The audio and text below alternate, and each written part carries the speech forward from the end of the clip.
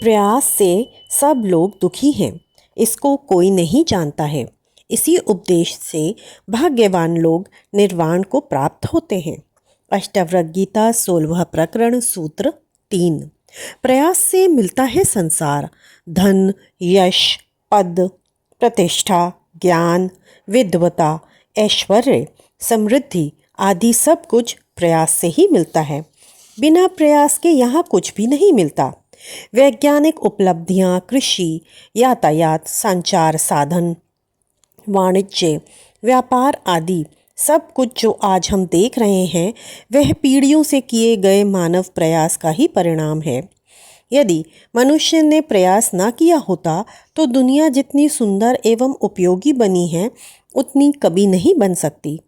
प्रकृति का विदोहन एवं तकनीक का विकास मानव प्रयासों का ही परिणाम है, किंतु मानव इन प्रयासों का इतना अभ्यस्त हो गया है कि परमात्मा को भी प्रयास से ही प्राप्त करना चाहता है।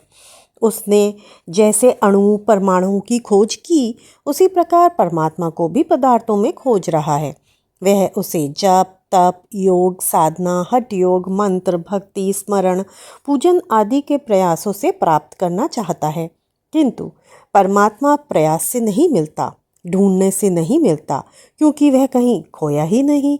वह तो भीतर है, जिसे देखना मात्र है। वह विस्मृत है, उसे पुनः स्मृति में लाना मात्र है। इसमें प्रयास करना मार्ग नहीं है, अप्रयास ही मार्ग है। चित्त की शांत एवं जागृत अवस्था ही इसे पाने का उपाय है। प्रयास से तनाव पैदा होता है, विचार पैदा होता है, तर्क वितर्क होता है। इसी प्रयास से सुख दुख होते हैं, जिससे मन में विक्षेप पैदा होते हैं, जिससे भीतर की आत्मा की झलक उसे नहीं मिल पाती है। परमात्मा को पाने का मार्ग संघर्ष नहीं, समर्पण है। प्रयास में कर्तापन है, जिससे अहंकार बढ़ता है, जो मुख्य बाधा है। अहंकार और परमात्मा एक साथ नहीं हो सकते। अहंकार गिरने पर, मैं भाव के गिरने पर परमात्मा ही बचता है। यह मैं ही बाधा है जो प्रयास से और दृढ़ हो जाता है। इसलिए प्रयास करने वाला योगी भटक जाता है, वह सिद्धियों में उलझ जाता है, जबकि भक्त पहुंच जाता है। यह मार्ग संसार के मार्ग से भिन्न है। चित्त को संकल्प, विकल्पों, विचारों, मान्यताओं, सिद्धांतों, संप्रदाय आदि से सर्वदा मुक्त कर देना, जिससे उसमें तरंगे उठे ही नहीं, यही मार्ग है। इसलिए अष्टावक्र जी कहते हैं कि प्रयासों से सब लोग दुखी हैं, अशांत हैं, तनावग्रस्त हैं। इसी से उनके मन विक्षिप्त हैं, उद्वेलित हैं, एवं यही आत्मबोध में बाधा है। उसे कोई नहीं जानता।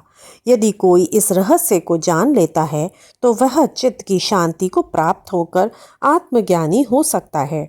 इसी उपदेश से कुछ ही भाग्यवान लोग हैं जो निर्वाण को प्राप्त होते हैं। समर्पण ही प्रभु का द्वार है। संघर्ष संसार का यही रहस्य है। इति श्री सूत्र 3। कल फिर मिलते हैं एक नए सूत्र के साथ। तब तक के लिए राम राम।